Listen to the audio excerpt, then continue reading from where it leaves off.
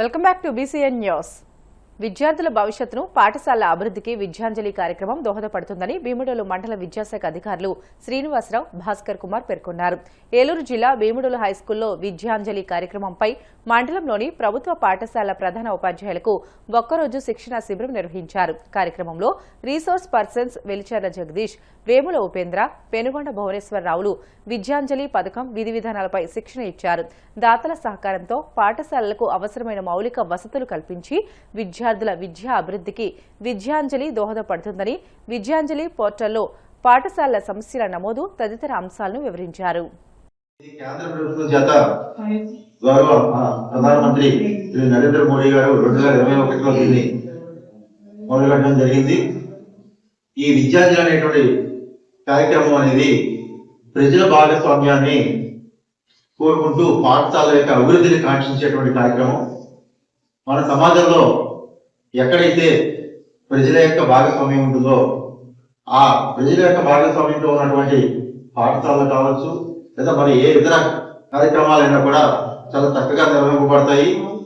దానివల్ల అటు కార్యక్రమంలో పాల్గొంటున్న ప్రజలకి, అదేవిధంగా ఆ కార్యక్రమాన్ని నిర్వహిస్తున్నటువంటి అధికారులకి అందరికీ కూడా ఒక ప్రత్యేకమైనటువంటి బాధ్యత కలిగి ఉంటారనే ఉద్దేశంతో, అలాగే వాటి అభివృద్ధికి చర్యలు తీసుకుంటారనే ఉద్దేశంతో ఆ సమాజంలో ఉండేటువంటి ప్రజలందరినీ కూడా ఇటువంటి కార్యక్రమాల్లో భాగస్వామ్యం చేయడం జరుగుతుంది. కాబట్టి ఈ పాఠశాలల యొక్క అభివృద్ధిని, పాఠశాలలో ఉండేటువంటి సమాజంలో ఉన్న వ్యక్తులు మాత్రమే దీన్ని బాగా అభివృద్ధి చెందుతారనే ఉద్దేశంతో ఈ విద్యార్థులు కార్యక్రమం ఈ విద్యార్థుల కార్యక్రమంలో ఇది స్వచ్ఛందంగా ప్రతి ఒక్కరూ పాఠశాలకు ఏమి చేయగలరో, పాఠశాల చేసేటువంటి అభివృద్ధి కార్యక్రమం అంటే ఇది ఇక్కడ ఒక ముఖ్యమైన విషయం గుర్తుపెట్టుకోవాలి. ఏ విధమైనటువంటి డబ్బులు ఇందులో ట్రాన్సాక్షన్ ఉండదు, సేవలు మాత్రమే తీసుకోవడం జరుగుతుంది. బాగా గుర్తుపెట్టుకోవాలి. ఈ విద్యార్థుల కార్యక్రమంలో అతి ముఖ్యమైన అంశం ఏంటంటే ఇవి సేవలు అందించడానికే. లేదంటే ఆఫీస్ రికార్డ్స్ కావచ్చు, లేదా ఫర్నిచర్ కావచ్చు, పిల్లలు కూర్చోవడానికి బెంచ్లు కావచ్చు, లేదా పిల్లలకు ఆట వస్తువులు కావచ్చు, ఏవైనా సరే డొనేట్ చేయాలనుకున్నప్పుడు ఈ విద్యార్థుల కార్యక్రమంలో ముందుగా పాఠశాల ప్రధాన ఉపాధ్యాయులు వారి యొక్క కావలసినటువంటి ఏవేవి వనరులు కావాలో ఆ పాఠశాల అభివృద్ధికి, విద్యార్థుల అభివృద్ధికి, విద్యాభివృద్ధికి ఏ వనరులు అవసరం అవుతాయో వాటన్నిటినీ కూడా విద్యార్థుల యొక్క పోర్టల్లో నమోదు చేస్తారు. ముందుగా అంటే మీ పాఠశాలలో మీరు మీ పాఠశాలకు కావాల్సిన అవసరాలని అందులో నమోదు చేస్తారు. ఆ నమోదు చేయబడ్డ వనరులని ప్రపంచంలో ఉన్నటువంటి ఎవరైనా సరే ఆ వెబ్ పోర్టల్ ద్వారా పరీక్షించుకుని చెక్ చేసుకుని ఆ పాఠశాలకు మనం ఈ డొనేషన్ అడిగారు, మనం చేయగలం, మనం చేసేటువంటి అందుబాటులో ఉన్నటువంటి సర్వీస్ ఇది అని చెప్పి ఏ ఒక్కరైనా సరే ఆ వెబ్ పోర్టల్ ద్వారా మిమ్మల్ని కాంటాక్ట్. ఏలూరు జిల్లా నూజివీడులో ఈ నెల 22న జరగనున్న రజక ఆత్మీయ సభ పోస్టర్ను మంత్రి కొలుసు పార్థసారథి ఆవిష్కరించారు. అనంతరం రజక సంఘ నాయకులతో కలిసి మాజీ MLC, TDP state secretary Duvvarapu Ramarao Dhobighat ప్రదేశాన్ని రజకులకు 25 లక్షల రూపాయలతో మంజూరైన రజక భవనాన్ని పరిశీలించారు. ఈ సందర్భంగా నూజివీడు పాతపేట రజకుల గుడి వద్ద జరిగిన సమావేశంలో రామారావు మాట్లాడుతూ రజకులు అందరూ ఐక్యతగా ఉండి సమస్యలను పరిష్కరించుకోవాలని అన్నారు. ఈ కార్యక్రమంలో ఉమ్మడి పశ్చిమ గోదావరి జిల్లా రజక జన సంఘ అధ్యక్షులు చిలకలపల్లి కట్లయ్య, పగడాల సాంబశివరావు, కొండపల్లి రవి, కొమ్మంటి మురళీకృష్ణ, గోడవల్లి మురళి, యలమంచలి నాగశేషు, బుద్దారు గోపిరాజు, కంచర్ల రామకృష్ణ, సురేష్, నూజివీడు రజక సంఘం అధ్యక్షులతో పాటు పలువురు సంఘ నాయకులు పాల్గొన్నారు.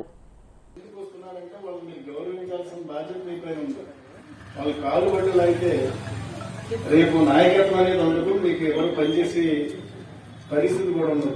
అది ఎప్పుడు గుర్తు చేసుకోవాల్సిన బాధ్యత. నాయకత్వం పెరిగినప్పుడే మీకు బలంగా ఉంటారు. ఈ రోజున నేను తెలుగుదేశం పార్టీలో బలంగా ఉన్నాను కాబట్టి రాజకీయంగా అనేక మందికి నేను అవకాశాలు కల్పించాను.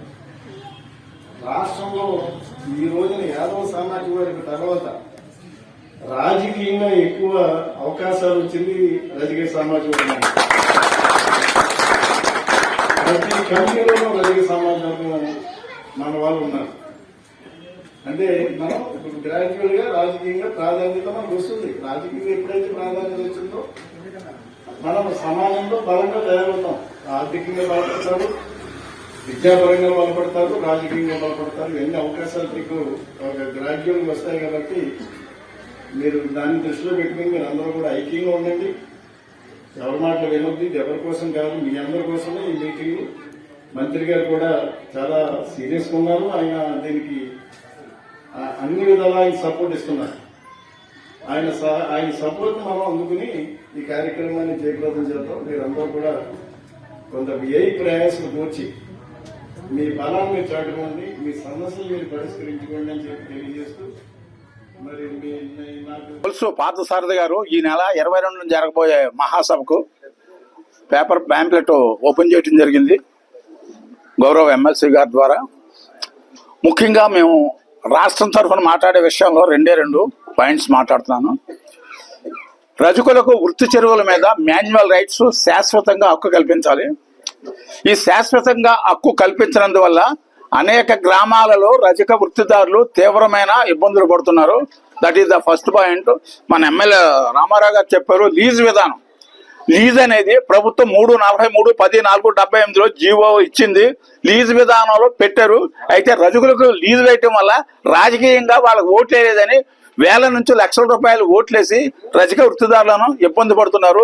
ఉమ్మడి జిల్లాలో 990 గ్రామాలు ఉంటే కనీసం 300 గ్రామాలకే చెరువులు ఇవ్వడం జరిగింది. అదృష్టం ఏంటంటే నూజివీడు అండ్ కైకలూరు ఈ 2 నియోజకవర్గాలు కూడా ఏలూరు జిల్లాలో కలపడం వల్ల ఇక్కడ ట్యాంక్స్ ఉంటే మనకి ఈ రకమైన ఇబ్బంది ఉంటుంది, లేకపోతే మనకి ఈ రకమైన ఉపకారం ఉంటుంది అనేది ఈ 100 గ్రామాల్లో తెలియదు.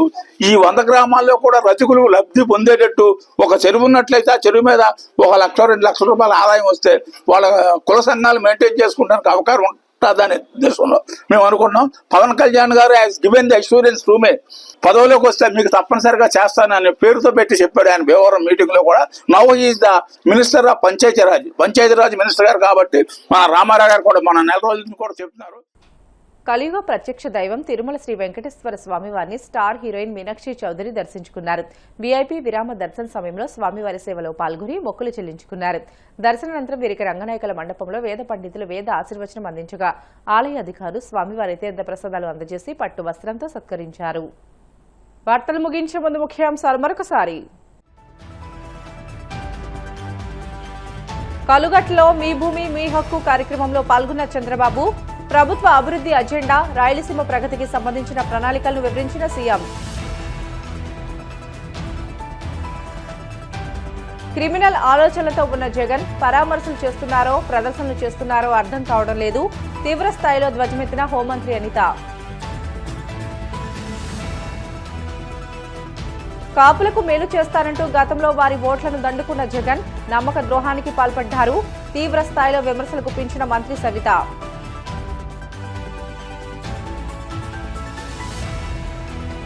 తిరుమల శ్రీవారిని దర్శించుకున్న స్టార్ హీరోయిన్ మీనాక్షి చౌదరి, ఆలయ మర్యాదలతో స్వాగతం పలికిన అధికారులు. ఇవి ఇప్పటివరకు బులెటిన్లోని అప్డేట్స్. మరిన్ని వార్తల కోసం BCN digital YouTube channel, Facebook పేజీని ఫాలో అవ్వండి. అప్డేట్ వార్తల కోసం ప్లీజ్ డూ సబ్స్క్రైబ్.